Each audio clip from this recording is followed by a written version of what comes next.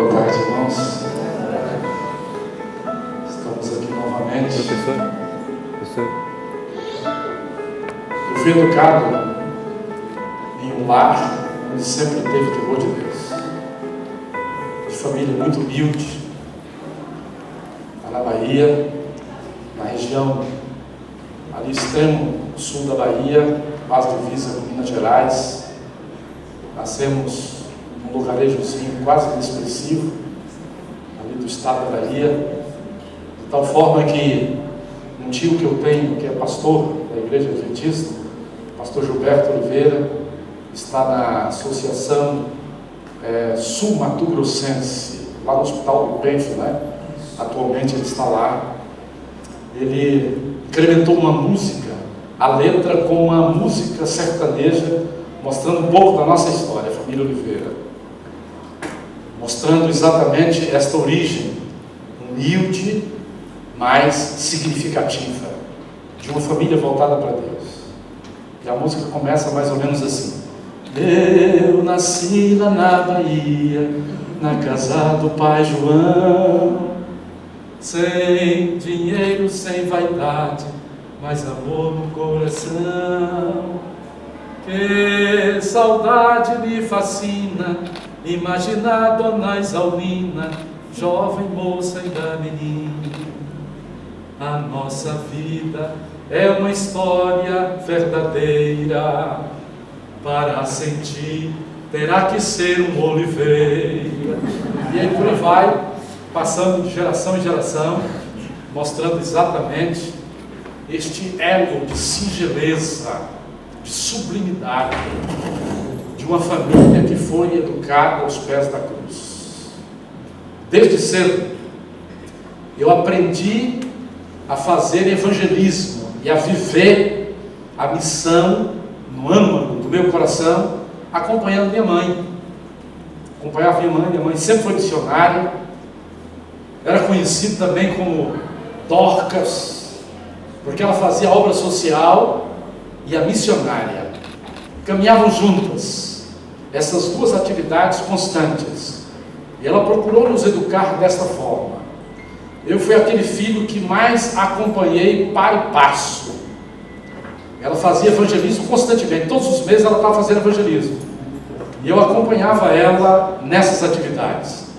Me lembro que carregava ali os instrumentos, os apetrechos do evangelismo, um lençol branco, uma lanterna que naquela época era o projetor, e eu ia passando os slides, focava a lanterna no lençol, e ela ia passando aqueles slides um por um, e ela ia explicando, pregando e fazendo apelo. E foi assim a minha educação. Quando eu falei de manhã, nós saímos da Bahia no ano de 72, fomos para o Maranhão.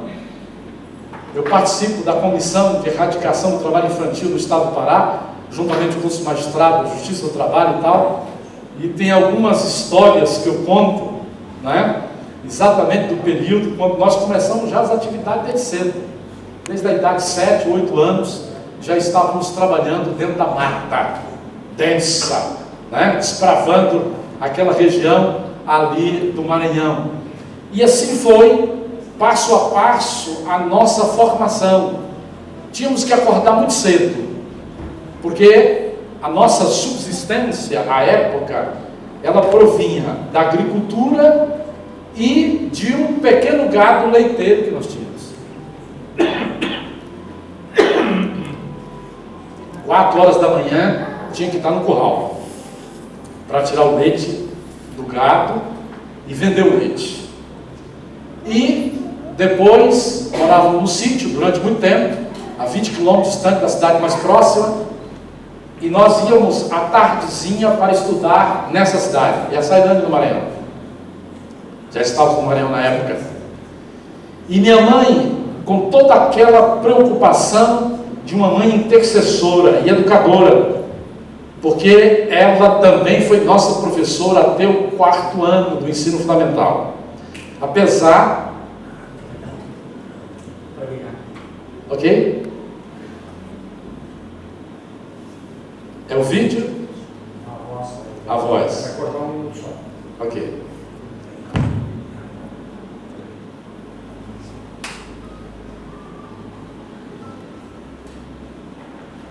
mas eu posso prosseguir no atual. O problema aqui é só a filmagem. Ok? Muito bem. Nós saíamos para estudar à noite e voltávamos 11h30, quase meia-noite, que nós chegávamos na nossa casa no sítio. E qual era o momento que minha mãe tinha para nos levar aos pés de Cristo? Ela acordava meia hora antes de nós irmos para o curral. Íamos dormir meia-noite, acordávamos 4 horas para ir para o curral e ela antecipava meia hora. 3h30 ela nos acordava. Mas não acordava de baixo bata. Acordava sempre com um cântico de louvor, um cântico de esperança. E hoje eu procuro educar meus filhos dessa maneira também. Acordo muito cedo, né, faço a minha jornada espiritual, depois eu começo a cantar, acompanhando os passarinhos que cantam juntos. Eu me lembro de algumas músicas que minha mãe nos ensinou, e isso ficou gravado muito profundamente no nosso ser. Por exemplo, aquela: espero a manhã radiosa. Uma ocasião eu estava fazendo aniversário, 40 anos, já em Belém, e de repente ouvi esta música de madrugada. Eu disse: uai, eu estou no céu, é os anjos que estão cantando. Aí eu fui me acordando passo a passo. Quando eu percebi, era minha mãe, meus irmãos, meu pai, que foram para fazer uma serenata para mim. Eles andaram 450 quilômetros, ela levando um bolo para fazer a festa. Então ela vibrava com a vida, ela celebrava cada momento. Ela nunca esqueceu nenhum aniversário, nenhum filho, nenhum irmão, nenhum sobrinho, de todos ela tinha, porque ela tinha uma dedicação exclusiva pelas pessoas, pela família. Ela serviu uma multidão ao longo da vida dela. Por isso que ela nos ensinou dessa maneira. Nós éramos 6 irmãos, 4 se afastaram da igreja de Cristo, mas hoje todos já retornaram. Todos. E todos estão envolvidos com a missão. Daqui a pouco nós vamos passar um vídeo, mas antes de passar esse vídeo, eu quero contar um pouco das atividades missionárias na prisão, que foi esse o ministério que eu percebi claramente que Cristo havia nos concedido, não é? Hoje eu não tenho mais minha mãe. No dia 23 de abril de 2012, ela descansou nos braços do Senhor. Daqui a pouco eu vou contar um pouquinho desse momento doloroso, de como tudo isso aconteceu, e o que Deus nos revelou, para que Ele deixou que minha mãe morresse. Então, no ano de 99, que eu fui batizado, retornamos para a igreja, fui para a minha comarca, começamos a evangelização ali em massa, começamos a desenvolver vários projetos sociais linkados com o evangelismo. Em qualquer local, em qualquer momento que me chamasse, eu já estava com uma equipe ali preparada para pregar o Evangelho, para a evangelização, seja dentro da cadeia ou fora da cadeia. Deixa eu contar uma experiência de um dos presos. Ele foi preso em função de um homicídio que ele cometeu. Eu acredito que alguns de vocês tenham visto esse vídeo que foi divulgado pelo Brasil afora, de um preso que foi evangelizado dentro da cadeia e depois foi batizado lá dentro da cadeia. O nome dele foi Genivaldo. Genivaldo matou o próprio cunhado. Ele matou de uma forma muito traiçoeira, com requintes de perversidade. Foi exatamente aquela ocasião que te lembra, né? Lá em Sumaré, que nós estávamos juntos lá, no ano 2000, eu já falei a respeito dessa experiência de Genivaldo. Mas o interessante foi o depois, o pós, o que aconteceu. Genivaldo matou o cunhado com mais de 30 facãozadas, que lá se chama terçadadas no caso. Ele fez o sinal da cruz no rosto do cunhado e seccionou seus membros inferiores e superiores. Então ele foi preso. O Ministério Público o acusou de um homicídio duplamente qualificado, com requinte de perversidade e a traição. E assim nós o levamos ao júri.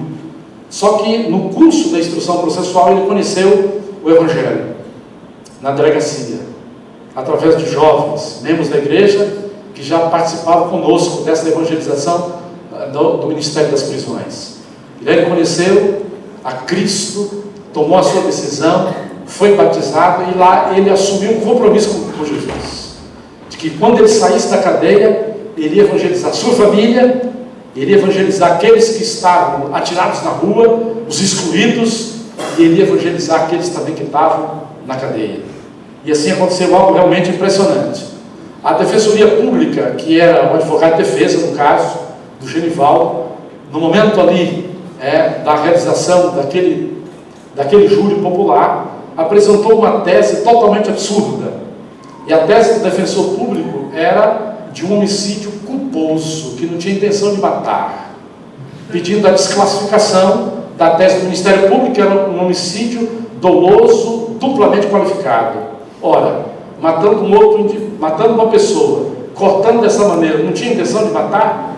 Mas, por incrível que pareça, Deus age de forma inusitada para realizar sua obra, porque o objetivo de Deus é salvar, é restaurar, é levar o pecador a Cristo Jesus. E, como Genivaldo acatou isso no seu coração, Deus realizou uma obra extraordinária na vida dele. A igreja passou em oração e jejum durante o período das 18 horas de julgamento. E ao final, a maioria dos jurados tomaram a decisão de acatar a tese da defesa, desclassificou o crime de doloso para culposo, e Genivaldo recebeu a pena máxima do homicídio culposo, que são 3 anos de detenção. Ele passou 2 anos na cadeia, recebeu o livramento condicional, e aí foi para a rua, resgatou a família dele, a esposa dele, que era vítima também do processo, uma vez que o irmão é que foi trucidado pelo marido, restaurou a esposa, os filhos, parte dos irmãos, os cunhados dele, e saiu da sede da comarca, Viseu, e foi para uma localidade a 50 quilômetros ali, com a missão na ideia e no coração. E lá ele fundou uma igreja. Hoje o Genivaldo, viu amigo? Hoje o Genivaldo é o pastor de fato e de verdade desta igreja adventista. Já tem mais de 50 membros a igreja ali que ele fundou. Ele trabalha na roça, um trabalho duro, mas ele sempre reserva um tempo a cada dia para visitar as famílias, para orar com as famílias, para evangelizar o povo ali naquela localidade e para contar o testemunho dele de como Deus foi misericordioso com ele. Eu morava no condomínio Greyville 2, condomínio horizontal, ali na cidade de Belém. E Deus me impressionou, andando cada dia, fazendo culto ali nas ruas do condomínio. Eu disse: meu Deus, quantas famílias o Senhor morreu por elas, o sangue de Jesus foi derramado por essas pessoas. Como eu posso evangelizá-las? Me dá uma luz, me mostra um caminho, um método eficaz para evangelizar essas pessoas que quase não falam com ninguém, quase não mantém contato com ninguém, cada um ali se aprisiona, como é próprio do mundo que nós vivemos, seja aqueles que vivem na horizontal ou na vertical. É típico do mundo isolacionista que nós vivemos. E ali eu tive a ideia de fazer a assinatura da revista. Era a revista, naquela época, a revista Sinais do Tempo, era Sinais do Fim, que tinha uma revista. Infelizmente a casa não mais publicou essa revista, né? Era Sinais do Tempo. Sinais do Tempo. Fiz durante 1 ano a assinatura dessa revista para cada morador daquele condomínio. Aí eu vi as pessoas falar: eu estou recebendo uma revista, mas não sei de onde vem, não sei quem manda, não é? E ele foi impressionando. Durante 1 ano de receber a revista. No próximo ano, meu Deus, qual é o método agora? Que tipo de abordagem eu devo fazer? Aí nós estávamos enfrentando alguns problemas no condomínio, né? Algumas brigas internas. E quando se falava de aumento de taxa condominial, Deus nos acuda. E eu trabalhava junto com o síndico, era do conselho de administração.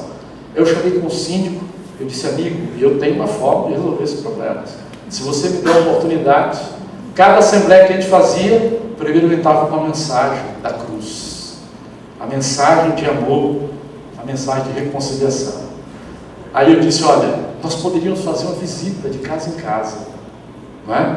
É uma forma de nós estreitarmos o relacionamento das pessoas, pacificarmos alguns conflitos existentes e ainda levar a esperança para essas pessoas. Aí o senhor Alencar, o síndico à época, saiu comigo com um kit missionário. Ele era católico, né? E eu adventista. E ele foi comigo porque a proposta era realmente interessante, inclusive para ele que era síndico, né? E nós passávamos de casa em casa, levando o kit missionário. E algumas casas que a gente percebia que a necessidade era maior e as pessoas estavam mais sensíveis, ali a gente fazia uma oração. Hoje o síndico é adventista do sétimo dia, faz parte da nossa igreja lá. E não somente ele, porque ali nós encontramos outras situações bem peculiares. Um pequeno grupo foi fundado na nossa casa. Eu disse, nós podíamos fazer um evangelismo aqui no salão de recepção do condomínio, não é? Aproveitei a época que o Alencar ainda estava como síndico, disse, Alencar, vamos fazer um momento assim para as famílias, palestras para famílias. Aí levamos vários irmãos, cerca de 30 irmãos. Cada um o programa era de amigos para amigos. Cada irmão levava um amigo. E mais os amigos do condomínio, nós tínhamos ali a ocasião de ter 50 pessoas assistindo ali o evangelismo. E depois nós prosseguimos com um pequeno grupo em casa. Nessa ocasião, um amigo nosso, hoje adventista, Antônio Trevia, juntamente com a sua família, estava passando um drama muito grande. O drama dele era vício em cocaína, droga pesada. Desde a idade dos 15 anos, o Antônio Trevia se enveredou por esses caminhos. Estava no casamento também à beira da falência. A esposa já não suportava mais. E ninguém sabia do problema dele, porque vivendo da forma como nós vivemos, ninguém se apercebe do drama e da problemática que os vizinhos estão vivendo. Mas nessa ocasião, eu recebi um telefonema de um missionário chamado Milson Reinert. E o Milson era dentista do Antônio Trevia e sabia do problema dele. Ele disse, Vanderlei, tu tens um vizinho que está passando realmente por um problema muito sério. Ele é dependente químico, por favor, dê uma assistência para ele. E nessa mesma ocasião eu fui na casa do amigo. Ele disse, amigo, nós somos vizinhos, nós não nos conhecemos, só conhecemos de vista e tudo mais. Eu gostaria de fazer um convite para você. Eu fui logo na jugular. Eu queria estudar a Bíblia contigo. Aí ele olhou assim para mim, eu aceito. Depois ele disse que a resposta dele de aceitação naquela ocasião era porque ele queria mostrar por A mais B, queria comprovar por A mais B que a Bíblia era história de carochinha, que não era aplicável, né? Que não era eficaz para os nossos dias. Ao cabo de 3 meses ele abriu o coração. Ele disse, amigos, eu era um dependente químico, mas depois que eu comecei a estudar a Bíblia, eu não mais usei droga. Amém. Não senti mais vontade e nem muito menos abstinência. Ele nunca mais tomou remédio. Antes ele teve por 2 ou 3 vezes internado, inclusive em estado de coma. Mas Deus libertou este rapaz completamente. O seu lar foi restaurado. E hoje é um dos maiores evangelistas que nós temos, empresário, lá na cidade de Belém do Pará. Ele é ancião lá na igreja do Jorge, juntamente com o Jorge. Ele é líder dos aventureiros, está acampado nesse final de semana com toda a sua turminha. São 3 filhos ali que ele tem, né? Linda Arielle, Linda Antonelli e Lucas. E tem uma história interessante desses filhos, porque na época ele só tinha a primeira, Linda Arielle. E os médicos disseram para ele e a esposa que por uma questão clínica, um problema de saúde, a esposa estava impossibilitada de gerar qualquer filho. E eles ficaram muito angustiados com isso. Ok, o tempo passa. Ela custou mais tomar decisão, a esposa. E numa ocasião, entrando na igreja, já encantado com a mensagem, e eu sempre uso desse testemunho como alerta para nós. Como nós estamos recebendo os nossos irmãos em Cristo, os filhos do Senhor, que ainda estão envolvidos em Babilônia, não é? Essa irmã, quando chegou na igreja, assim, com os trajes típicos que ela gostava, com as joias que ela gostava de usar, mas quando ela chegou na igreja, a irmã que estava recepcionando Não disse nada, mas não precisou. Só escaneou o corpo dela, de cima e baixo. Dali ela saiu para o banheiro e foi chorar. Amargamente, copiosamente. E passou a colocar dúvida se essa realmente era a igreja que ela buscava. E ela pediu a Deus uma prova. Senhor, eu quero ter mais um filho. Se o Senhor me conceder, eu entenderei que essa é a igreja que o Senhor está me chamando. E Deus concedeu para ela. E nasceu uma filhinha. Não somente uma, nasceu dois depois. Deus é um Deus maravilhoso. Deus é um Deus grandioso.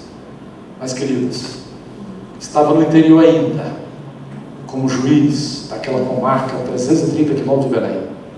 Eu sempre orava a Deus: Senhor, me permita, dá-me a alegria e a felicidade de ser promovido para a cidade de Belém. Porque minha esposa já morava na cidade de Belém, estudava, já com a nossa filha Maiara. E disse: o meu maior desejo é poder realizar uma obra missionária dentro da própria justiça, influenciar os nossos colegas, falar para os nossos desembargadores e nos envolver a igreja de tal maneira nesta obra da missão da igreja, dentro do âmago, do seio, do coração dos profissionais da área jurídica. Me conceda esse privilégio. Depois de muito tempo, Deus nos concedeu. E foi de uma forma assim, muito peculiar, porque no momento em que o tribunal estava tomando a decisão pelas promoções dos magistrados de segunda entrância para a terceira entrância, que é a única que nós temos na capital, o presidente fez um destaque no voto. Ele disse: eu preciso destacar esse magistrado aqui, para que todos os magistrados do estado do Pará, porque esse magistrado, ele honra a magistratura brasileira, porque ele tem uma forma peculiar de fazer justiça. Ele não somente faz justiça, mas ele vive a justiça. A forma como ele trabalha com a comunidade, que ele trabalha com a reconciliação de casais, a maneira como ele se envolve, saindo do seu pedestal de juiz do fórum e indo até o povo para realizar os trabalhos, não somente judiciais, é digno de nota. Aí uma desembargadora que estava lá, da vice-presidente, perguntou: presidente, mas quem é esse magistrado? Eu estava na plateia na ocasião. Eu disse: é aquele ali que tem 2 pompons. Aí eu estava vendo a foto do amigo, ele me trouxe aqui uma foto do ano 2000, né? Eu só tinha só os 2 pompons, agora não tem mais, né? Porque agora ele espalhou por tudo, né, meu irmão? Mas, queridos, ali na cidade de Belém, foi em 2006, tem 8 anos que eu fui promovido para a comarca da capital. E ali nós começamos a acalentar o desejo de realizar um trabalho de maior impacto para aquela comunidade. Quando surgiu, então, o programa do Impacto Esperança. Impacto Esperança com a disseminação de milhões e milhões de livros a cada ano, os livros missionários. Então, por vários anos, nós saímos numa caravana de pastores do nosso campo, da associação de lá, saímos ali nos 3 poderes, com as autoridades do executivo, do legislativo e do judiciário, de gabinete em gabinete, fazendo uma mensagem, entregando os livros, e sabendo que é o Espírito Santo que irá realizar, como está realizando, a obra de minar os corações, de derrubar as pedreiras. Isso realizou um impacto tão grande que de 2 ou 3 administrações, precisamente 3, porque foi depois do desembargador, antes mesmo do desembargador Rômulo, nós já tínhamos esse acesso no tribunal. A Igreja Adventista começou a ser convidada para fazer cultos dentro do Tribunal de Justiça do Estado do Pará. É um culto que é feito a cada mês, com as igrejas em geral, desde a igreja católica quanto a igrejas evangélicas. Mas o que nos chamou a atenção, numa determinada ocasião dessa, que a desembargadora, a anterior presidente do tribunal, desembargadora Raimunda do Carmo, no aniversário dela, ela convidou a igreja adventista para celebrar o aniversário dela dentro do fórum, dentro do Tribunal de Justiça. E aí o pessoal católico, como ela é, né, chamou a atenção dela. Mas, desembargadora, por que a igreja adventista? Por que não a igreja católica que a senhora convidou? Aí ela olhou assim, o pessoal do cerimonial, e perguntou: quem é presidente aqui? Bastou isso. Mas têm sido momentos preciosos, de mensagens que têm tocado no fundo do coração desses desembargadores e desses juízes. Alguns meses atrás, eu fui no velório do vice-presidente do tribunal. Ele faleceu uns 2 meses atrás. E ali o arcebispo de Belém ia fazer a missa, naquele momento doloroso da família. E eu cheguei lá. Quando eu ia chegando, uma desembargadora me chamou: meu pastor, venha cá. Eu sou conhecido como pastor lá dentro do tribunal, meu pastor. Meu pastor, venha cá, sente aqui do meu lado. Eu sentei. Ela chamou o cerimonial. Eu preciso que o meu pastor faça a mensagem antes do arcebispo. E aí o cerimonial, no momento certo, me convidou. E ali eu falei sobre esperança em meio à dor. A única esperança que está em Cristo, a esperança que vai além do túmulo. E vi os corações tão tocados, pastor, e as lágrimas rolando sobre os rostos daquelas pessoas. E desembargadores chegaram comigo e diziam: Vanderlei, eu não conhecia esse teu lado. São oportunidades realmente sui generis, que Deus realmente tem nos demonstrado, tem nos mostrado como apresentar, como pregar o Evangelho no meio dessas pessoas que aparentemente não têm necessidade. É só aparentemente. No fundo, eles têm um vazio, como qualquer outro ser humano. E às vezes até mais intensificado, porque lida com problemáticas de tal ordem, com complexidade de busca de solução, principalmente nas lides que nós enfrentamos, que a função de julgar é uma função solitária.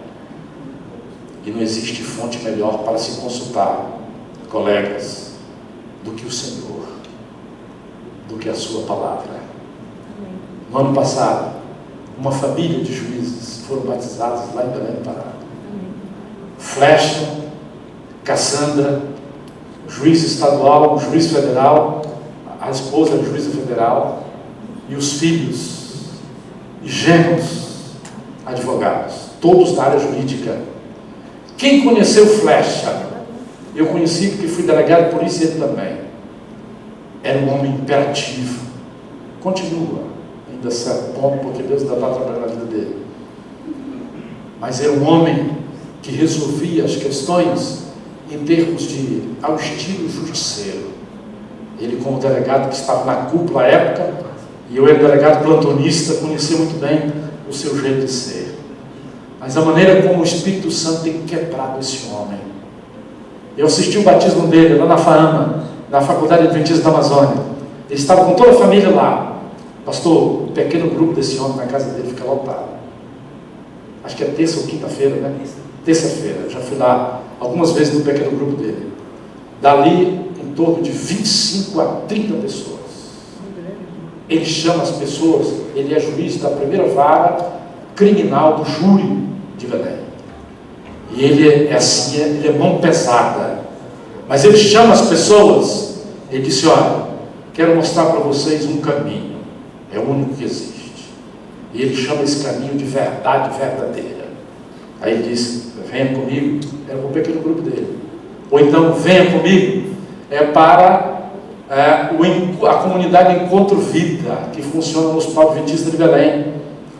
3 anos e pouco essa comunidade já funciona, mais de 100 pessoas batizadas no mundo empresarial, do mundo jurídico, como Deus realmente tem atuado de forma poderosa ali naquela região.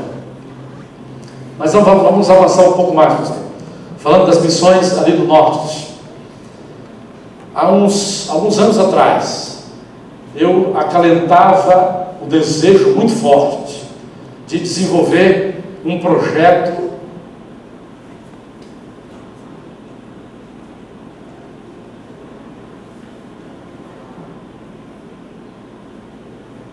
de desenvolver um projeto dentro do sistema criminal. Aí eu chamei o secretário de segurança, meu colega, estudamos juntos, fazemos uma pós aí na Argentina. Eu disse: amigo, nós poderíamos trabalhar de uma forma mais agressiva dentro das penitenciárias e dos presídios. Eu expliquei para ele como ia funcionar. O envolvimento, naturalmente, da Igreja Adventista, das suas instituições, da Faculdade Adventista da Amazônia, a rede escolar, etc. E a TV Novo Tempo. Aí começamos a calentar isso.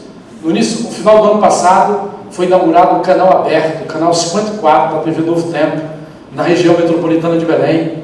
O governador do estado estava, que foi reeleito agora, Simão Jatene, e vários secretários, inclusive o secretário de segurança. E ali o governador, no momento da mensagem que o pastor da Novo Tempo fez, eu vi aquele homem derramando lágrimas e a mensagem tocando no seu coração. E aí, mais recentemente, nós fomos visitar algumas penitenciárias para que nós possamos iniciar o projeto de evangelização em massa dos quase 15 mil internos nas penitenciárias e presídios do estado do Pará. Quase 15 mil. Viajamos, eu, Jorge, o superintendente do sistema criminal de Belém, do estado do Pará, Coronel André, que depois nós tomamos conhecimento que já foi adventista. Foi da Igreja Central de Belém. Há muitos anos atrás, ele se afastou. E agora nós visitamos 4 penitenciárias novas, que algumas já foram inauguradas e outras estão em fase de inauguração no interior do estado, em 2 polos, em Marabá e Santarém. E nós vimos lá. Sabe o que o secretário disse para nós? Disse: olha, as penitenciárias já estão prontinhas, com o cabeamento já instalado, com a fonte de energia para cada cela, e nós instalamos, mas o sistema penal não vai dar os televisores para ser instalado. A família dos presos, se quiserem, a ideia foi exatamente, olha como é que as coisas estão acontecendo. A família dos presos que quiserem e puderem, pode mandar instalar a TV. Só que obrigatoriamente precisa ser uma TV de LED, aquela fininha. Quando nós apresentamos um projeto, já um projeto endossado pela Federação dos Empreendedores Adventistas do Brasil, quando nós apresentamos agora, no mês de setembro, lá na plenária da fé, em São Luís do Maranhão, e 4 empresários doaram 200 televisores e 200 antenas parabólicas. E nós vamos fazer a visita lá, pastor. Está prontinho as penitenciárias. Agora, retornando daqui, nós já vamos elaborar os termos de parceria e comodato. Os televisores serão doados para a FAAMA, e a FAAMA vai ceder em forma de comodato para as penitenciárias e presídios do estado do Pará. Eu fico pensando o impacto que isso vai gerar na mente desses homens que estão aprisionados. Como nunca aconteceu na história, eu não conheço nenhum relato na história do Brasil de evangelização no Brasil dessa ordem. Perceba como Deus está abrindo portas para a evangelização da sociedade de algo irrespondido, que é a questão do sistema penal brasileiro, o sistema penitenciário, que não responde nada, que não tem remédio para esta problemática tão difícil e tão complexa que é o problema da criminalidade. Eu fico pensando os frutos que serão colhidos destes homens e mulheres quando eu conheci a Cristo ali 24 horas no dia, a televisão funcionando em cada cela. Mas aí chega a socioeducação, os nossos meninos e meninas. Nós temos hoje, Jorge, mais de 1000, né? Mais de 1000 socioeducandos no estado do Pará. Entre meninos e meninas. Só que o grupo masculino é em torno de 90%. 90% masculino, 10% feminino. Se bem que as mulheres, também no campo da criminalidade, está aumentando a cada dia que passa. É isso que a gente percebe. Mas também nesse campo, eu já tinha comungado com Jorge e outros irmãos, que em algum momento Deus propiciaria essa oportunidade de nós trabalharmos no campo da socioeducação para realizarmos um trabalho evangelístico ali dentro.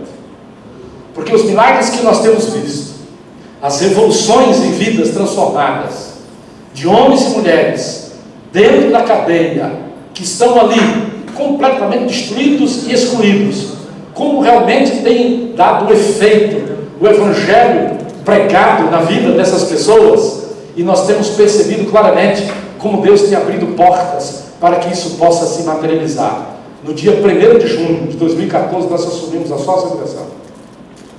Pastor, nós já tínhamos tido experiência de ver coisas assim aberrantes, mas nunca na vida eu pensava que estava nesse estágio. Como que adolescentes, nessa fase de transição, de criança para adolescente, 12, 13, 15 anos de idade, chegou num nível absurdo de delinquência juvenil, e cada vez pior. Já não se fala mais de pequenos furtos, já não se fala mais de crimes patrimoniais sem violência física, porque todos esses que hoje nós temos em cumprimento de medida socioeducativa são aqueles meninos e meninas, primeiro, que vieram ao mundo numa família arrebentada. Segundo, a droga, como o diabo disseminou a droga no meio dessas pessoas. Como a droga tem feito um efeito desestruturante, desastroso, destruidor na vida dessas pessoas. E quando nós começamos, como eu falei de manhã, nós saímos a cada semana para atender nesse centro socioeducativo. Quando nós conversamos com esses meninos e meninas, meu Deus, aquilo choca o nosso coração de ver os relatos. O percentual que existe de adolescentes em confronto com a lei, que mataram pai, mãe, irmãos, tios, pessoas da própria família, e todos eles, sem exceção, problema das drogas, envolvido com as drogas. Pastor, o nosso sistema socioeducativo, por mais evoluído que ele esteja, como é referência aqui no Rio Grande do Sul, por isso que nós estamos aqui para estudarmos o sistema operacional, o fluxo de como é trabalhado, as medidas socioeducativas em termos de escolarização, cultura, esporte, lazer e todo o aparato que pode ser trabalhado ali. Aqueles que são verdadeiramente restaurados, nós encontramos uma nota tônica: é Deus. Foi o que aconteceu com Marcelo. Foi aquele rapaz que eu mostrei para vocês hoje de manhã. Hoje ele já foi, há um mês e pouco atrás, ele foi contratado pela Defensoria Pública do Estado do Pará. Hoje ele já é funcionário da Defensoria Pública. Mas há 6 meses atrás ele estava cumprindo medida socioeducativa. Há um ano atrás ele estava completamente mergulhado nesta miséria. E por que nós fomos para esse campo? Porque exatamente ali, onde eles estão em estado de desenvolvimento, onde o Evangelho fará uma eficácia muito maior, onde o poder de mudança e de transformação será muito mais eficaz na vida desses meninos e dessas meninas. E é exatamente isso que nós estamos percebendo.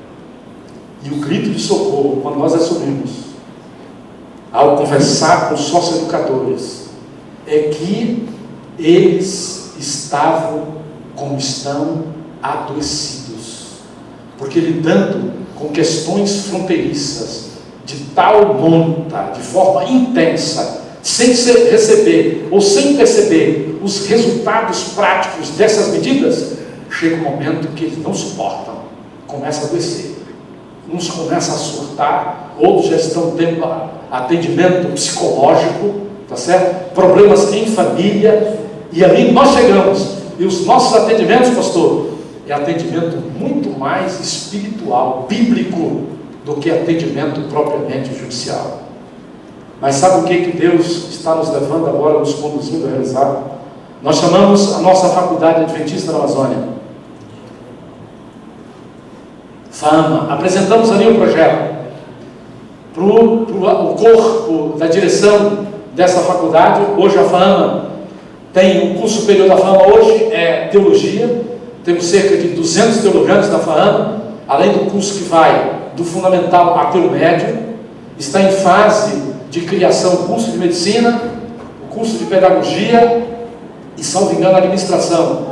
São os 3 cursos que estão vindo aí já a reboque, com pedido realizado no MEC e todo o aporte já oferecido para o governo federal no sentido da implementação desses cursos. Nós apresentamos ali esse projeto, a ideia de chamarmos a FAAMA para o atendimento teológico em cada uma destas unidades socioeducativas. Nós temos 10 localizadas na região metropolitana de Belém. E ali a ideia, como vai ser implantada, é o atendimento personalizado, diário, do teologando com o sócio-educando. Nós imaginamos o seguinte: primeiro, a formação dos nossos pastores, em cuidar das ovelhas que estão feridas, daquelas que estão no fundo do poço. A formação desses pastores, para depois, quando eles já estiverem materializando o seu ministério, certamente será muito diferente, né, pastor? O aporte de experiência que eles vão trazer para saber cuidar da sua igreja e das suas ovelhas, primeiro cuidando dessas ovelhas que estão ensanguentadas, que estão nesse estado extremo de adoecimento, sem dúvida nenhuma. Muitos desses garotos, inclusive, estão blindados, são filhos de pastores de igreja evangélica, são filhos de gente que nasceu em igreja evangélica. É verdade. Mesmo assim.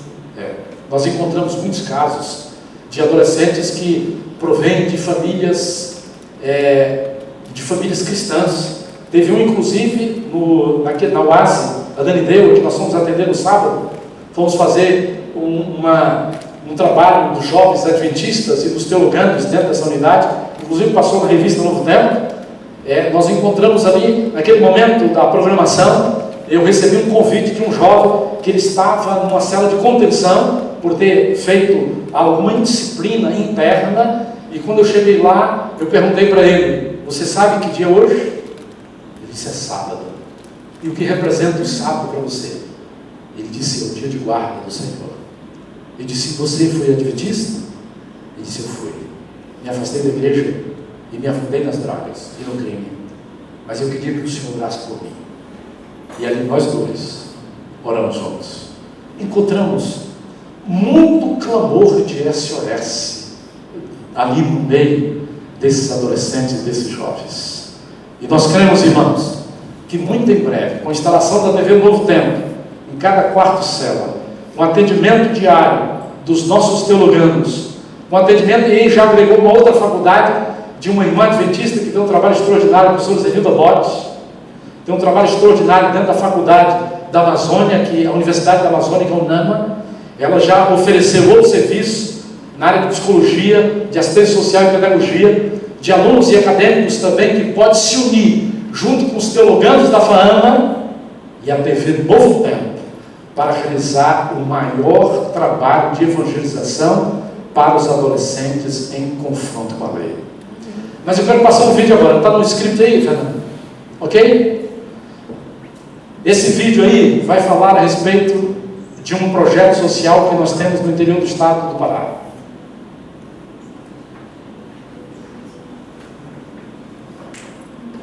Se chama Prodasf.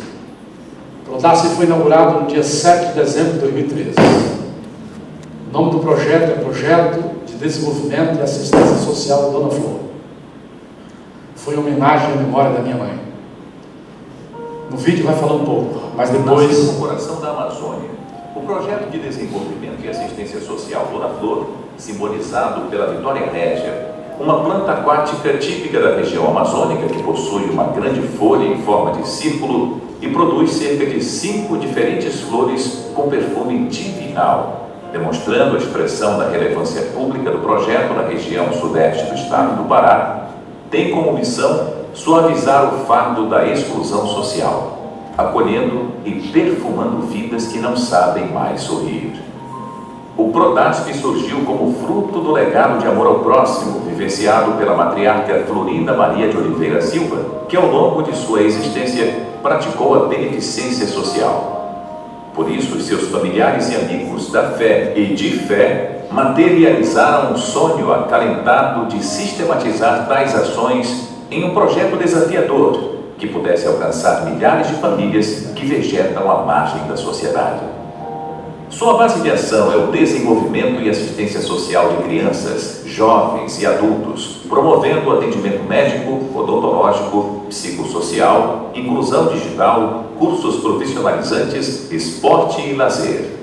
Foi inaugurado em 7 de dezembro de 2013 na cidade de Jacundá e conta com uma estrutura composta de uma recepção, sala de espera, 3 consultórios médicos e um odontológico, espaço de inclusão digital, cozinha, escola, auditório e uma quadra poliesportiva. A sustentabilidade do projeto provém de parcerias com a Adra Norte e Prefeitura Municipal de Jacundá, além do apoio da Federação dos Empreendedores Pará, Secretaria de Segurança Pública do Estado com a realização da Ação Cidadania para a emissão de documentos e do Serviço Nacional de Aprendizagem Rural Senar, com a realização de cursos profissionalizantes. Tais ações têm beneficiado cerca de 1.000 pessoas por mês. A Prefeitura Municipal de Jacundá instalou no Prodasf um posto médico para o atendimento familiar. De segunda a sexta-feira, a população conta com assistência médica, psicológica, fisioterapêutica e odontológica. Além disso, a cada 2 meses, profissionais voluntários de diversas áreas organizam um grande mutirão visando atender às demandas específicas. Para o funcionamento do espaço de inclusão digital, estamos estabelecendo parceria com a Secretaria de Ciência e Tecnologia do Estado para a instalação de um infocentro visando a fomentação do processo pedagógico e profissionalizante. A Igreja Adventista do Sétimo Dia participa do Prodasf levando o conteúdo espiritual, o aconselhamento familiar e a motivação de uma vida melhor com Cristo. O espaço do Prodasf já se tornou pequeno para o desenvolvimento das oficinas e cursos profissionalizantes. Um novo projeto arquitetônico foi desenvolvido visando anexar ao complexo a construção de 2 pavimentos, totalizando uma área de 360 metros quadrados, na qual inclui 6 salas de oficina, um espaço kids, uma biblioteca, um ambiente para descanso médico, banheiros individuais e coletivos, e uma área apropriada para o expurgo de material hospitalar. Acreditamos que você poderá fazer parte do projeto. Suas orações e seu apoio financeiro serão fundamentais para concretizarmos a construção deste anexo. A Federação dos Empreendedores Pará está em ação e conta com a sua doação. Como é que surgiu o Prodasf? Minha mãe faleceu no dia 23 de abril de 2012. No dia 24, nós sepultamos ela. O velório foi realizado em meio a muitas lágrimas. Houve um impacto muito profundo naquela região, onde essa mulher atendia desde prefeitos, vereadores, secretários, até bandidos que chegavam na casa dela em busca de ajuda. Quantas vezes ela não acolheu ladrões dentro da sua própria casa? Eles roubavam em todas as outras casas, dentro da casa dela. Quantas vezes ela acolheu mulheres espancadas pelos maridos? Mulheres que iam fazer relato dramático de abuso doméstico e familiar. Ela tinha um grupo de guerreiros da oração que funcionava toda segunda-feira, durante a noite inteira. Aliás, mulheres não somente da igreja, mas mulheres vinham exatamente nessa condição, clamando por socorro. E ali encontravam o oásis da fé, o oásis da oração, o oásis do abraço, o oásis do amor. Quantas feridas não foram curadas através do trabalho dela? Eu me lembro que no velório, eu fui o cerimonial do velório. Eu nunca chorei tanto em minha vida, porque esta mulher representou tudo na minha experiência e na minha educação. E quando o caixão estava ali diante de mim, e a projeção da sua imagem ali, e o projeto foi uma revelação especial que Deus me apresentou a noite que se seguiu ao seu sepultamento. Mas eu me lembrei naquela ocasião, que eu vi minha mãe no horizontal, de uma poesia que, quando eu estava ainda pequeno, ela me ensinou. E eu fiz uma adaptação dessa poesia para fazer homenagem à memória dela. E a poesia diz assim: retrato de mulher. Um dia deparei um quadro original.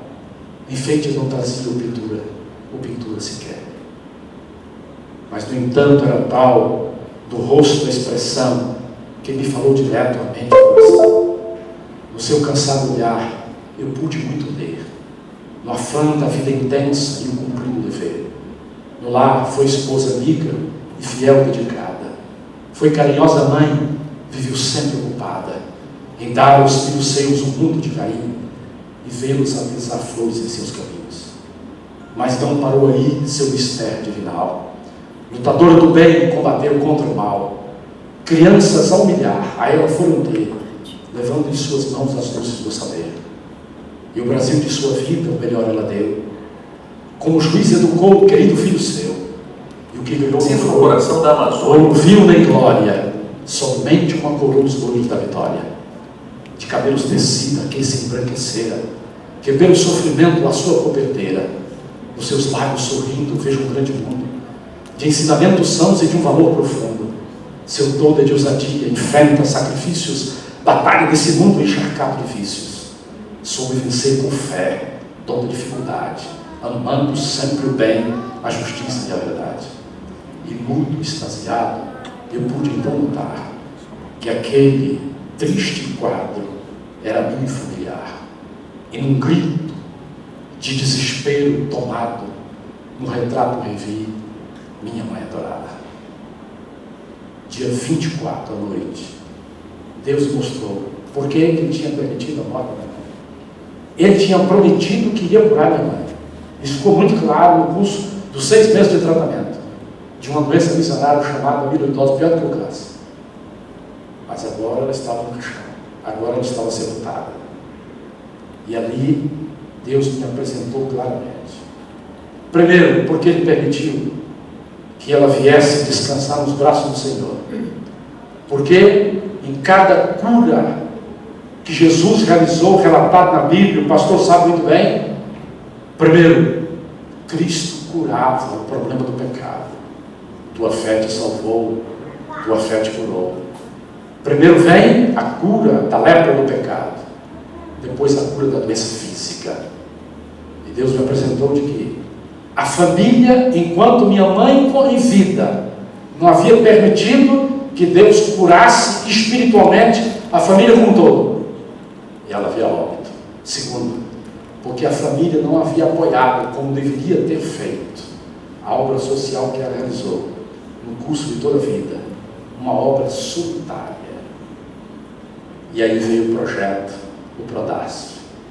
Instalamos um projeto em meio a uma dura prova, em meio a uma batalha espiritual, porque não é desejo de Satanás que os filhos de Deus realizem essa obra de cura, porque esse projeto tem curado milhares de vidas ali, não somente os médicos que atendem de segunda a sexta-feira, os médicos da prefeitura, não somente os médicos que nós levamos ali a cada 2 meses, que nós atendemos cerca de 1.000 pessoas, só nos mutirões que nós realizamos, 1.500 pessoas nós temos atendido, não, mas a cura ali é realizada através do remédio do amor, que é apresentado na prática pelas pessoas que ele desenvolve. E nós ficamos, eu e o Jorge, outros tantos, lá em Belém, fazendo as estratégias de planejamento e acionando as autoridades, órgãos e empresas para se fazer parceria com esse projeto e desencadearmos ações de cidadania, ações profissionalizantes. Mas acima de tudo, pastor, a Igreja Adventista foi desafiada, tem sido desafiada, e mais agora, recentemente, nós levamos uma equipe da Fama para desafiar a igreja lá.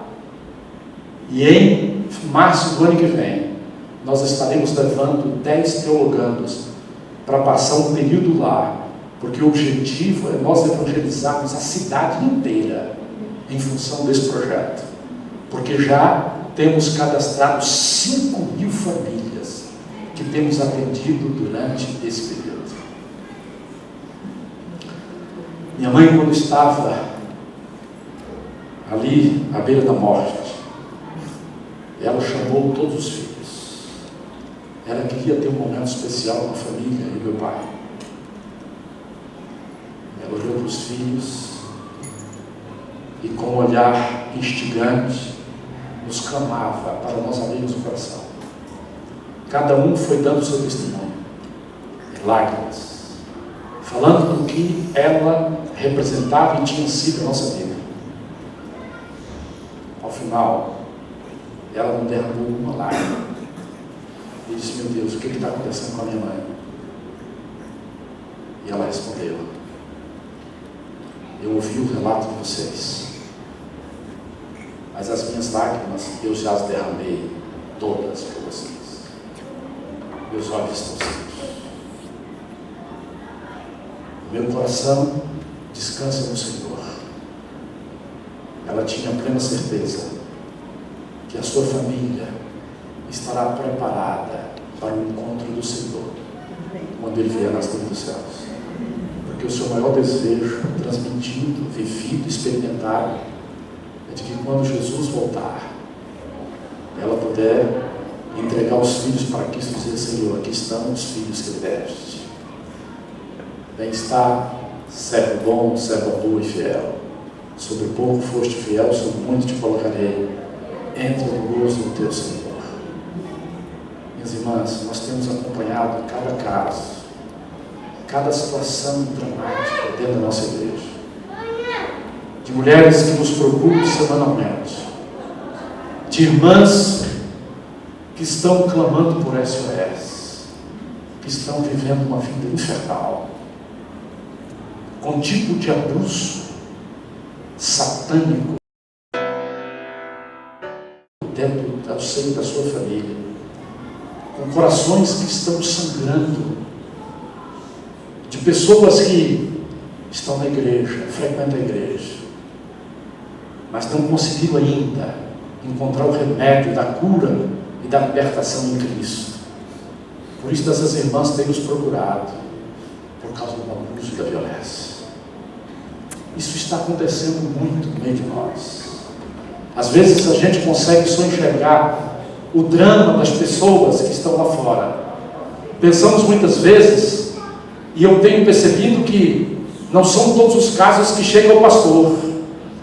Muitas vezes as irmãs nos procuram sem primeiro procurar o pastor da igreja, porque têm percebido o trabalho que temos realizado, um trabalho que também, principalmente, é espiritual, mas também é judicial, é de mediação, é de conciliação, e por isso essas pessoas têm clamado por socorro.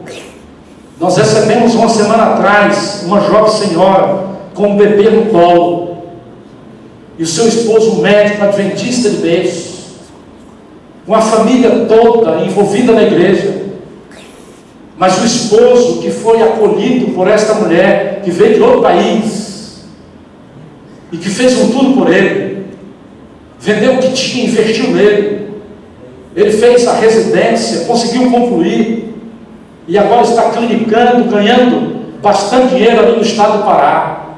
E antes de abandonar a sua esposa, ele a espancou, ele a agrediu, ele a violentou fisicamente, e agora ele desprezou aquele filho e a sua própria esposa. Que mundo que nós estamos vivendo! Que realidade dramática! Nós cristãos estamos destruindo nosso próprio habitat, o nosso próprio lar. Os encaminhamentos que nós temos realizado, e a gente tem sempre atuado de forma muito intensa no programa Quebrando o Silêncio, com propostas para o nosso campo lá, para a associação e para a União Norte, que nós precisamos ser mais ousados em relação ao nosso programa Quebrando o Silêncio, porque não adianta só um dia no ano sair fazer o programa aí pelas ruas, conclamar as pessoas, distribuir folhetos, e sendo que esse problema é diário, é semanal, é a cada dia. Pessoas estão sendo molestadas dentro da nossa própria igreja, e muitas delas sofrendo solitária. É o momento de nós mudarmos esta realidade. É o momento de haver um comprometimento mais da liderança com a igreja, com relação às famílias. É o momento de nós sairmos mais das quatro paredes do templo e irmos à visitação das casas dos nossos irmãos. É o momento de abrirmos mais o nosso coração. É o momento de nós orarmos mais intercessoriamente por estas famílias e por esses lares, e levarmos o remédio de Deus, mas também a responsabilização por esses agressores e agentes que estão destruindo a autoestima, as coisas sagradas da alegria e da felicidade de um lar. Amigo, nós precisamos realizar isso, não simplesmente o doutor Vanderlei e o doutor Jorge Elias, porque nós trabalhamos não simplesmente o nosso colega aqui, doutor Alexandre, doutor Alexandre, sua esposa, nós da área jurídica, mas cada um de nós temos um ministério de cura, de restauração a fazer dentro da nossa própria igreja. E além das paredes da nossa igreja, as famílias que estão arrebentadas aí fora, aqueles que estão encarcerados, há muita gente que está clamando por socorro, sem conseguir enxergar uma luz no fim do túnel, a esperança que está sendo derramada sobre o planeta, a graça de Cristo que está sendo derramada, mas o seu povo é o responsável por levar esta graça até os lares, aos corações e às vidas que estão destroçadas por tanta amargura e por tanta violência. Que Deus abençoe esta igreja, que o Senhor continue derramando a sua graça sobre a igreja aqui em Porto Alegre, sobre a família pastoral, sobre os líderes desta igreja, a fim de que realmente sejamos consagrados, a fim de que sejamos santificados e, mais do que isso, possamos concluir a missão de pregar o Evangelho. Eu sei que pode ter alguma pergunta a realizar neste momento final, apesar da hora estar adiantada, mas nós estamos aqui à disposição dos irmãos e das irmãs, quem sabe, para alguma pergunta, alguma indagação, algum esclarecimento, algum ponto específico que os amigos, os irmãos queiram, por favor, estamos aí à disposição. Ok?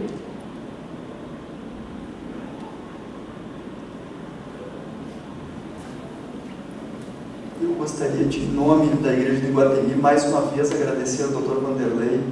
Eu acho que, na verdade, o senhor não veio aqui participar do evento jurídico, o senhor veio aqui para estar conosco nesse dia de sábado. Realmente esse foi o grande propósito de Deus, que o senhor estivesse aqui nesse dia, fazendo toda a diferença nessa nossa comunidade, que é tão carente de exemplos, e isso realmente hoje o senhor conseguiu nos enriquecer muito.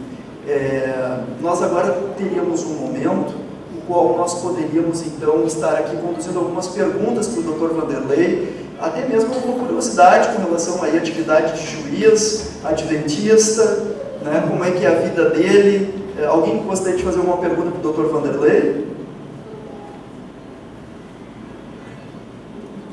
Eu gostaria de perguntar ao doutor, como juiz adventista do sétimo dia, o que ele pensa sobre... Se vem até aqui, vamos ver. Acho que... Como ele pensa sobre a pena para 16 anos de idade. A redução da minoridade penal.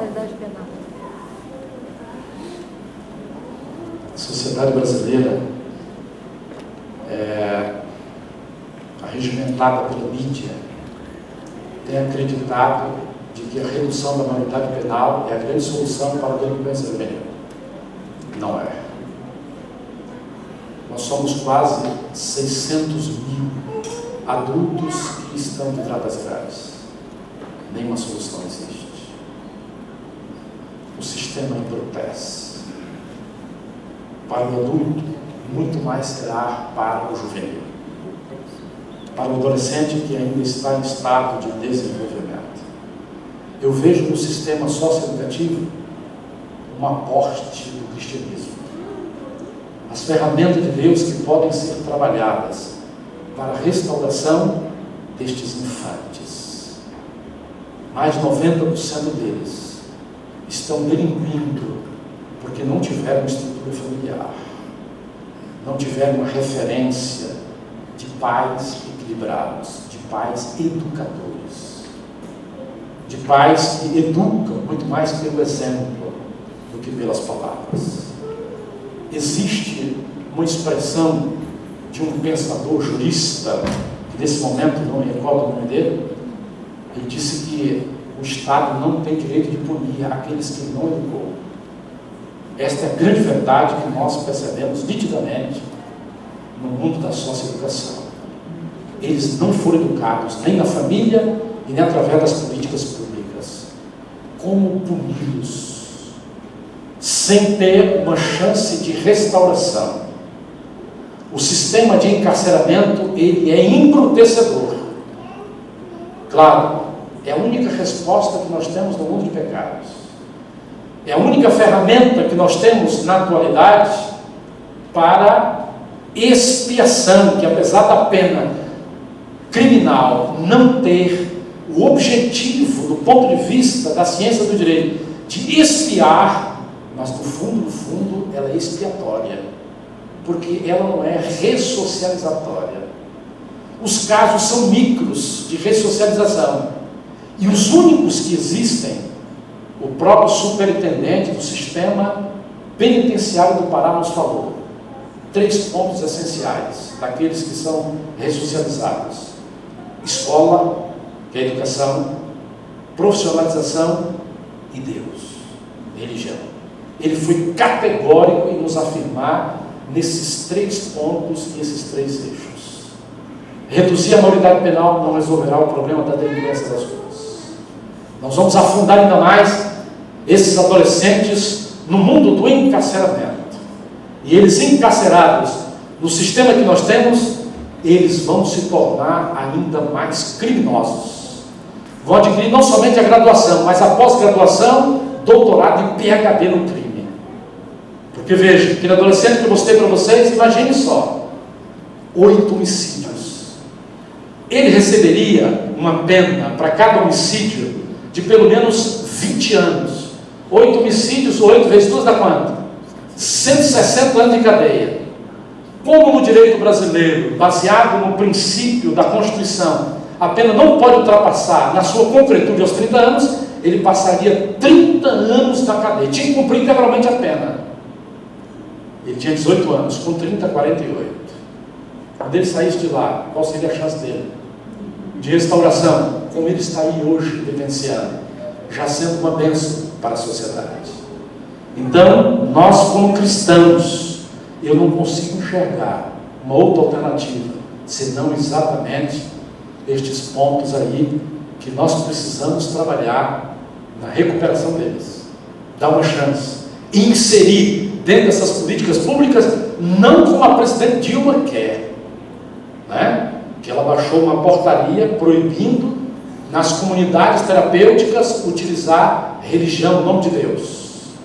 Inclusive o senador Michael Malta fez um protesto veemente no Senado Federal exatamente em função disso. Mas Deus é a essência da própria vida nossa e dessas pessoas também. Doutor Vanderlei, eu vou fazer um gancho aqui com o senhor está referindo. Uma vez, há bastante tempo, não tanto assim, mas eu ainda era estudante, estava dando os primeiros passos no direito. Num momento como esse, eu tive a oportunidade de fazer uma pergunta para um juiz adventista. E aí eu perguntei para ele, a provocação que eu faço também ao senhor, e eu perguntava para ele, como é ser um juiz adventista, e que seria o seu caso, né? Como que o tribunal vê a postura de um adventista que possa eventualmente estar fazendo proselitismo naquele ambiente ali já né, baseado ali nos alicerces do Estado laico, enfim, né, estar ali eventualmente usando o nome de Deus e não apenas Deus como uma religião.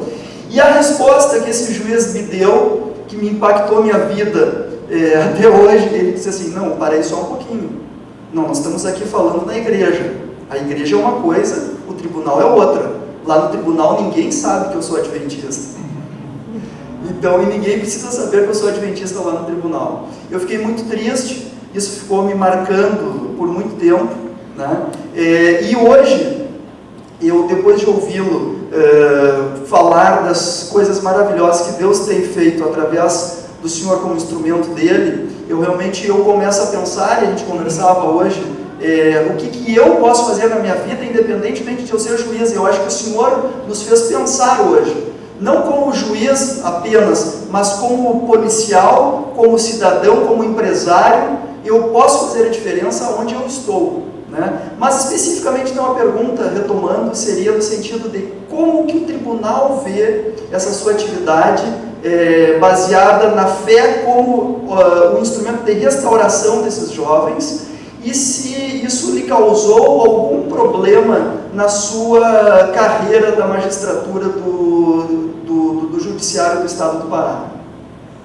No princípio causou muitos problemas, mas também porque o Evangelho nos causa uma mudança radical de experiência.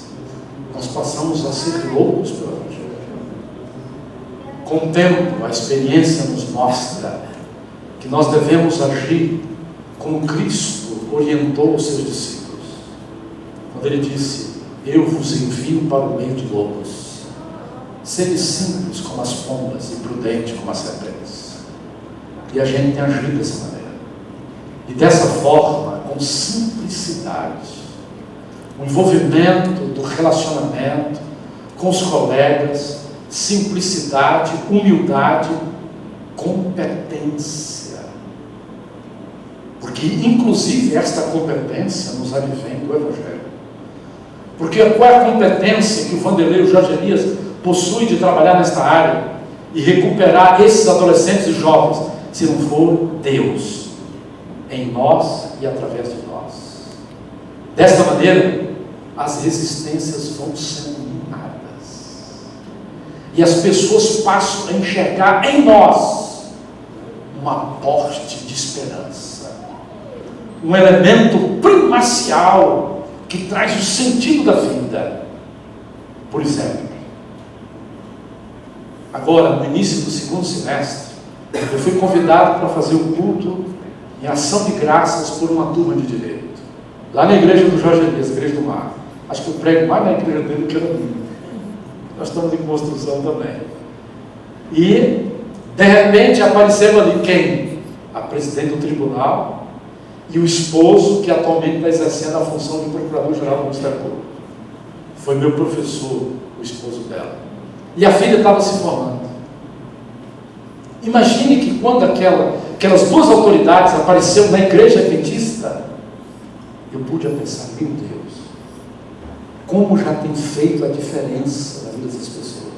Outrora isso não acontecia. Ver uma autoridade dessa, que não tem vínculo estreito com a igreja adventista, comparecendo para um culto dessa natureza, e ali naquele momento eu mudei completamente o discurso. Fiz um discurso jurídico, mas com cunho missionário, e ela ficou tão impactada que ela chegou comigo e disse: Deus escolhe as pessoas certas para uma grande missão, e você é a pessoa escolhida por Deus para a socioeducação. O testemunho é que fala mais alto. Não tem um provérbio das Forças Armadas que diz que as palavras convencem, mas o exemplo arrasta? No princípio, que era o discurso, a teoria, não é? No princípio desta militância missionária, que houveram as resistências, as críticas, os desdéns, as chacotas e etc e tal, tudo isso foi eliminado, ou quase tudo pelo menos, com o decorrer dos tempos, com os resultados percebidos, com a postura, a forma de abordagem, a simplicidade do relacionamento, a humildade, os resultados mostrados, que nos diferencia dos demais. A vara que nós estávamos durante quase 7 anos, que era uma vara especial, estava já sendo submetida à certificação ISO, lá no estado do Pará, quando nós viemos para a socioeducação. Então esse é o nosso ministério. Nós temos que ser diferentes, não somente na ostentação da crença e da fé que nós temos, mas em tudo, Porque o Evangelho impacta a nossa vida em todos os setores, no nosso relacionamento com o nosso cônjuge, na formação e criação dos nossos filhos, no nosso estilo de desenvolvimento do nosso trabalho, e Deus nos chama para sermos íntegros. Veja que o destaque na vida de alguns expoentes da missão ao longo da história, Noé, Jó, foi destacado que eram homens íntegros, justos e tementes a Deus. O que é integridade? Eu sou um adventista na igreja, mas lá no meu trabalho eu não sou? Eu não posso dizer que eu sou adventista, ou melhor, meu testemunho não atesta a minha fé? Então que tipo de crente eu sou? O que Jesus fala sobre ele na Odisseia? Eu estou a ponto a vontade da minha boca. Integridade.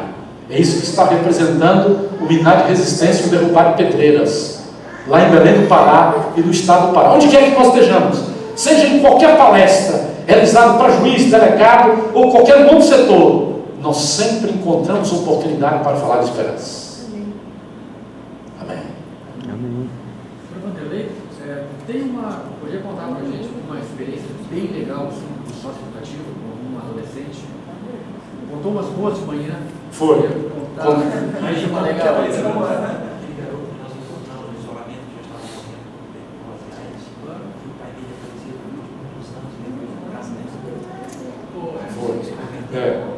Mas nós temos uma outra também, não é? No sábado, no atendimento que nós estávamos realizando ali, nós encontramos um garoto de 16 anos de idade, aquele tocador.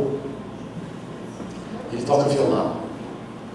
E ele encontrou na música, e na música cristã, uma resposta para a sua busca incessante.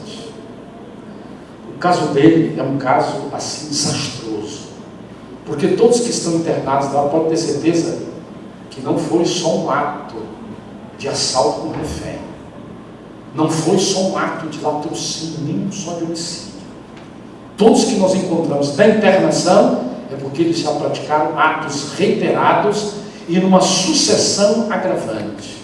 Foi o caso desse rapaz. E lá dentro ele está tendo uma experiência semelhante a uma célula. Um grupo de pessoas, também cristãs, chegou ali e começou a mostrar para ele de que há sim chance, oportunidade e há sim esperança de mudança. E começou a mostrar para ele que a música, a esperança traduzida na música, é capaz de fazer a diferença na sua vida. No dia que nós estivemos lá, o Jorge não teve, porque ele sabe que ele tinha outro compromisso. Ele pediu para tocar e cantar uma música. Eu tinha até gravado. Foi, tu foste pegar lá, a gente mandou lá, foi no dia do meu aniversário, né? Então ali, na música, ele tocou e cantou uma música que falava a respeito da experiência dele. O que ele era e o que ele está se tornando ao conhecer a pessoa de um Deus pessoal. E ele cantava com lágrimas. Mas o interessante disso tudo é porque o Evangelho, ele liberta, salva e conduz ao serviço. Então esse jovem, ele está sendo usado hoje por as outras unidades, a fim de levar também nas asas da música cristã, porque é um problema muito sério que nós enfrentamos quando chegamos nessas unidades. O que nós vemos lá? Via de regra, são músicas eletrizantes, hip hop e outras músicas mais, que deixam a mente deles já contaminada com as drogas, já adoecida pelo processo da dependência, deixa eles em estado de ebulição.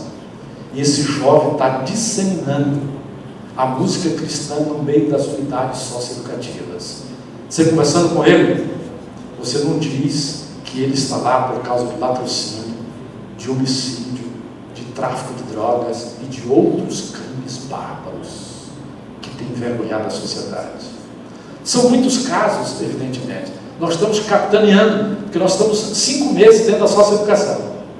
Mas hoje, qual a impressão que se tem? Qual a impressão que se tem, e isso de todos os gerentes e gerentes dessas unidades socioeducativas? Ele disse: vocês vieram trazer esperança e cura para nós. Porque nós atendemos os socioeducandos e depois vamos atender os socioeducadores. Chegamos numa unidade dessa, tinha havido uma fuga de uns 3 socioeducandos, e um quebra-quebra. A diretora lá, que é muito comprometida, ela estava assim, num momento de lamentações e de angústia, de desesperança. E nós percebemos isso. E ali, depois do atendimento aos socioeducandos, nós tivemos um momento ali com eles, a gerência, a equipe técnica, e nós percebemos isso. E eu fiz uma mensagem de esperança para eles. Estamos no meio da guerra, mas Deus está conosco. Ele tem misericórdia de nós. E nós cantamos, o Jorge sempre faz a segunda voz, né? E nós cantamos: sob suas asas estou descansando, ainda que noite constante estou. As lágrimas rolaram nesses olhos.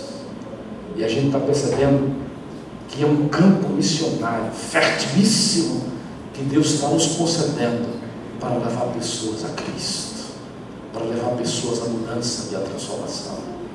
E claro, nós estamos trabalhando com os jovens lá. Quem sabe eu faço uma proposta aqui para o Alexandre, sua esposa, viu, pastor? Vamos conversar já com a doutora Vera, que é a juíza da execução do sistema socioeducativo, as escolas adventistas aqui, e sabe começar a desenvolver já um projeto, fazer um referencial, uma unidade socioeducativa dessa, levar os jovens para fazer atendimento lá, para fazer dramatizações, programas jovens e tal, porque quando eles contemplam os jovens, foi isso que eu percebi, a esperança deles no espelho dos jovens adventistas.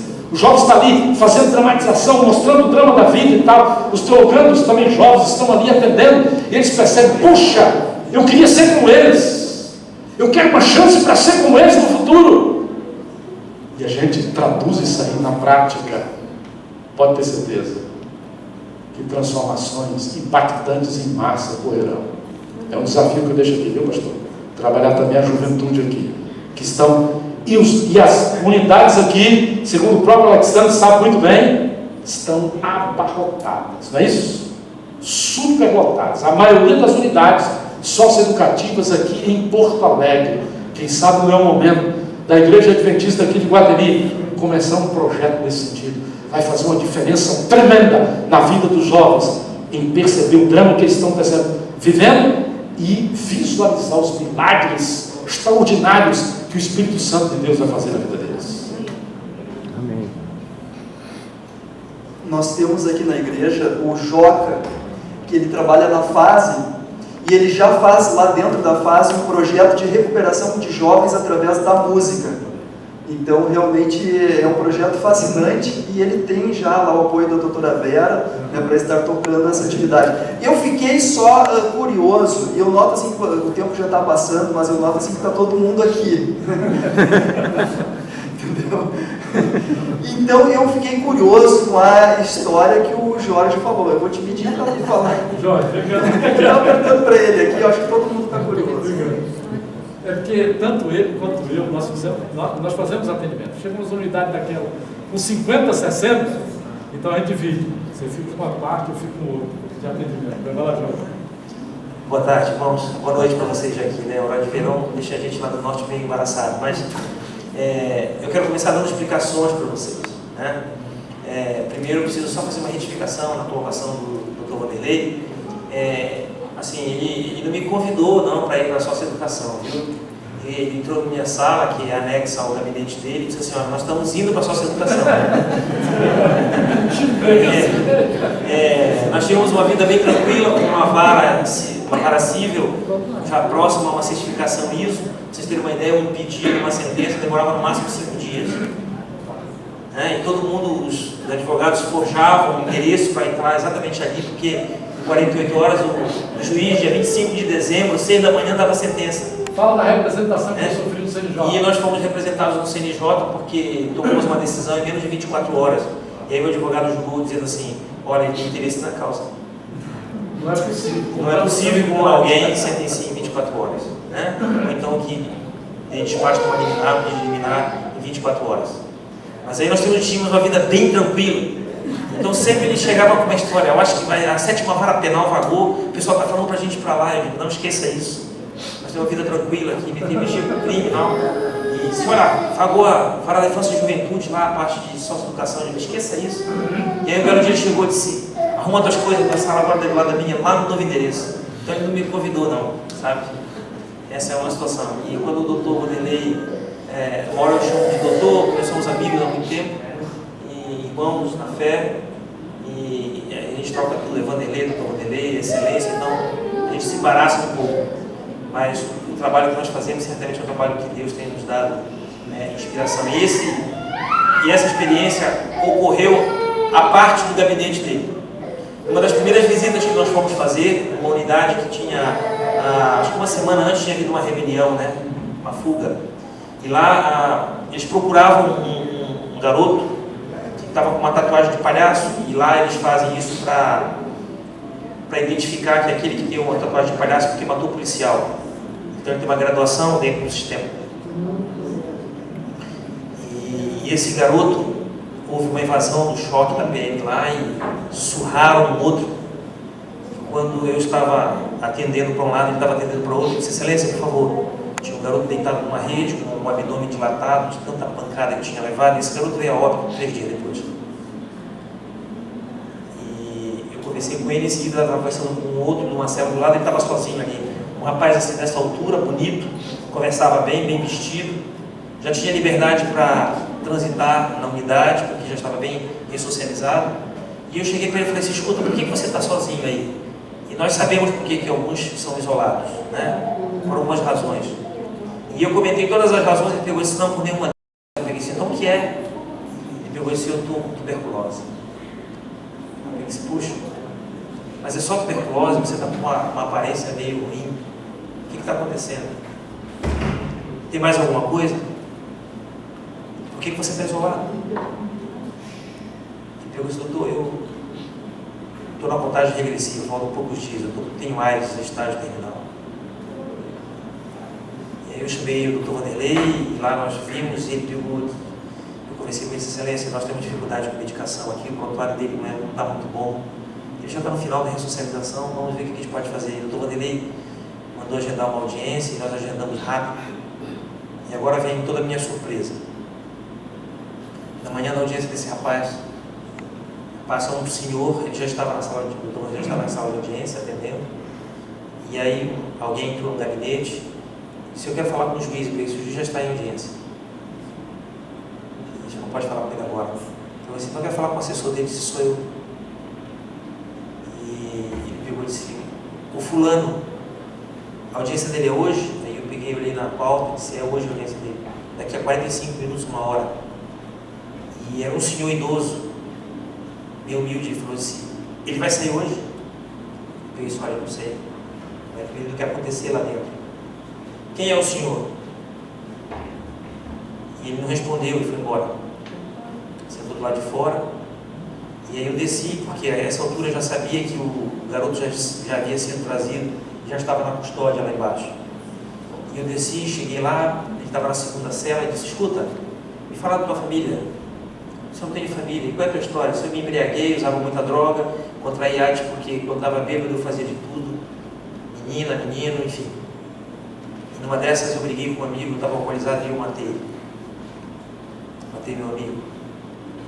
Você vai falar da tua família, você não tem família, eu tenho mãe, fui criado com uma avó que já morreu, eu fiquei solto no mundo. Se o teu pai, disse, meu pai foi embora de casa quando eu tinha 3 anos, eu conheci meu pai, não sei quem é meu pai.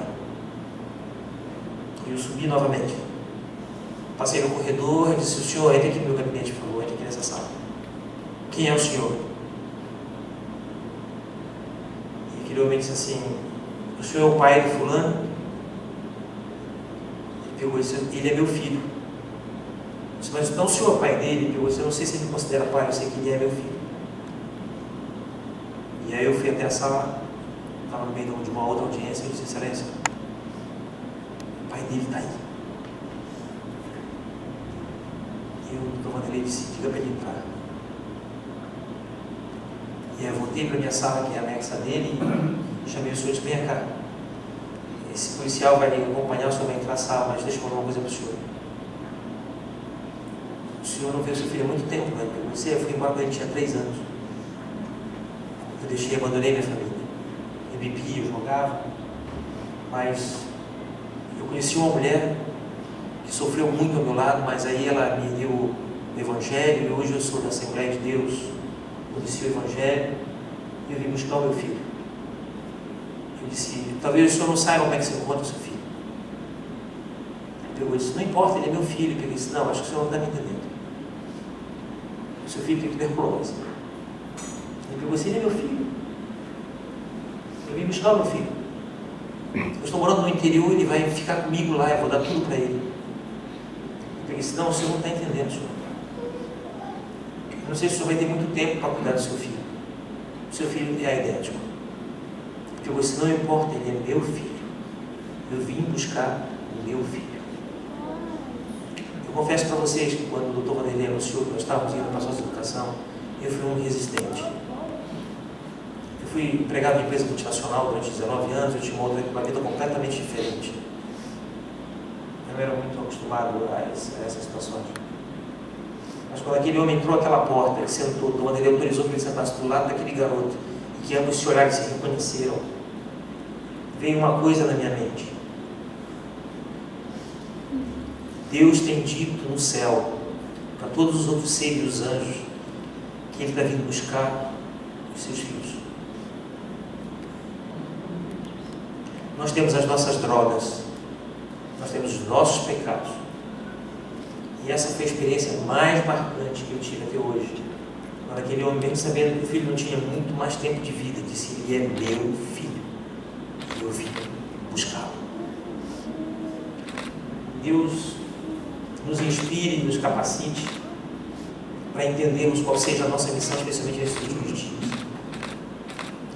Não temos como missão nos acomodarmos num bairro nobre ou seminobre, num prédio arquitetonicamente bonito e atraente para falarmos sermões bonitos, e irmos para nossas casas como se fôssemos um grupo, uma sociedade fechada. Deus tem expectativa de que nós façamos o papel de que Cristo faria, de ir buscarmos os seus filhos que estão com AIDS, usando droga, tuberculosos, mutilados pelo pecado, esperando um pai, ou um irmão, ou um amigo, adventista do 7º dia, estender a mão para buscá-los. Essa foi a experiência. Eu não sei o que aconteceu com ele, não sabemos. Ele foi com o pai dele, feliz. Amém. Nós agradecemos imensamente por essas experiências tão ricas que Deus tem usado vocês como instrumentos dele preciosos. Eu tenho falado há algum tempo com o pastor Moisés Matos e eu encontrei guarida numa pessoa que eu considero um intelectual, já tive a oportunidade de dizer isso, que é o pastor Ibson. Quem conhece o pastor Ibson sabe o quanto ele preza o conhecimento e a leitura. E o pastor Ibson tem sido motivador de uma ideia que a gente tem tido aqui, de fazer um encontro dos juristas cristãos. A gente vê que os profissionais da área da saúde, eles têm feito a diferença, porque eles, como adventistas, eles têm se organizado, e até porque eles têm um ambiente favorável a isso, que é o hospital. Né? Nós temos hospitais adventistas, nós temos clínicas adventistas. Né? Mas quando a gente vê o trabalho, que é relatado aqui pelo Dr. Vanderlei, pelo Dr. Jorge, né? A gente vê que Deus realmente tem uma missão também para os seus filhos que seguem a carreira jurídica. Assim como ele teve para Paulo, assim como ele teve para tantos homens ao longo da história. Né? Então, mas eu estou dizendo isso porque quem sabe a gente em breve, ano que vem, consiga fazer isso, realizar esse encontro, quem sabe aqui em Porto Alegre. E desde já, Dr. Vanderlei, nós gostaríamos de contar com a sua presença, e toda vez que o senhor, eu estou aqui usando as palavras que o pastor Ibson pediu para que eu aqui relatasse, que o senhor ano que vem esteja conosco de novo aqui na nossa igreja. O pastor fala que se isso não for possível, quem sabe um final de semana, é isso, pastor? Um final de semana com Deus aqui na nossa igreja. O que vocês acham? Tem apoio?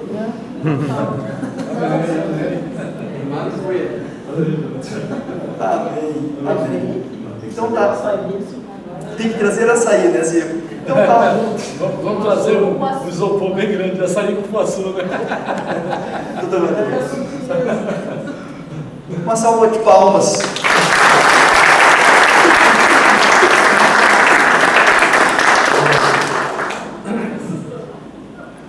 Eu sei que O senhor faz uma oração para nós encerrarmos? os nossos jovens e adolescentes estão no Enem, né, pastor? Vão começar agora, começando exatamente agora a prova, depois de passar uma tarde toda ali em reflexão, que também não deixa de ser um momento de angústia, né? De expectativa e tudo mais. Então vamos nesse momento fazer uma oração, ficar todo mundo em pé.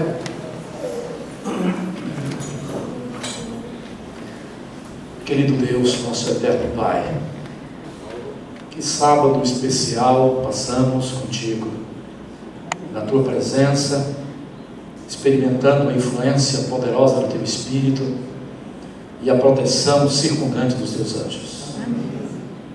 Nesse instante, Senhor, que são milhares de jovens e adolescentes, adventistas e também judeus, que estão iniciando a fase do Enem, a prova do Enem, depois de passar uma tarde em reflexão e expectativa, nós rogamos em nome de Jesus, que lá dos céus, do trono do universo, do centro, do comando de todas as ações da tua graça mantenedora e da tua graça salvadora, o Senhor possa contemplá-los com sabedoria, com discernimento e com êxito, de acordo com o zelo e a experiência de busca de conhecimento que cada um teve.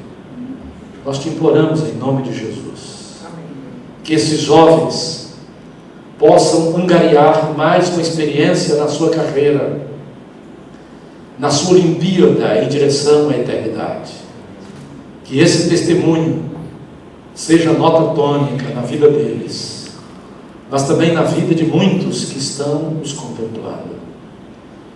E a nós também, como pais, como homens e mulheres da tua igreja, homens e mulheres cristãos, que ansiamos pela breve volta de Jesus, que acalentamos esta esperança, inundando todo o nosso ser, para que teu Espírito possa nos levantar das circunstâncias de afundamento que eventualmente estejamos experimentando no presente momento, dos nossos desencantos, das nossas dores, das nossas problemáticas, das nossas derrotas, que o Senhor nos eleve até o trono de graça, que os nossos olhos consigam contemplar a Jesus Cristo na experiência que o Senhor concedeu a Isaías, a João, a tantos outros filhos teus ao longo da história, de contemplar o teu trono, de contemplar as atividades que o Senhor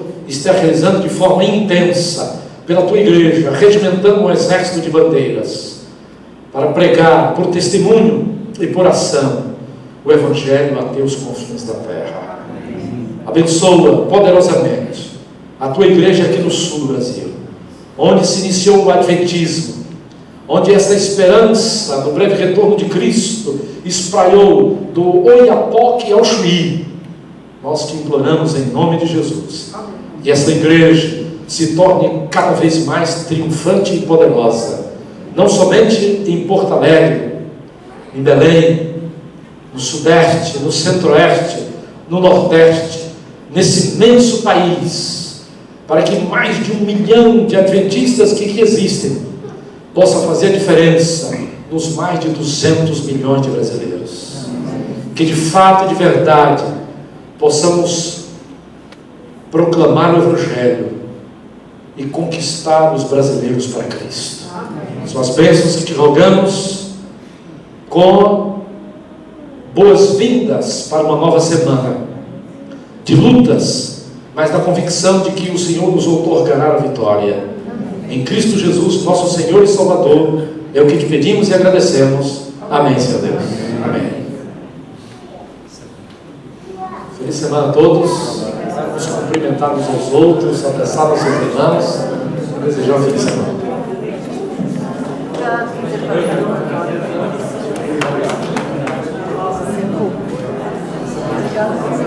É minha.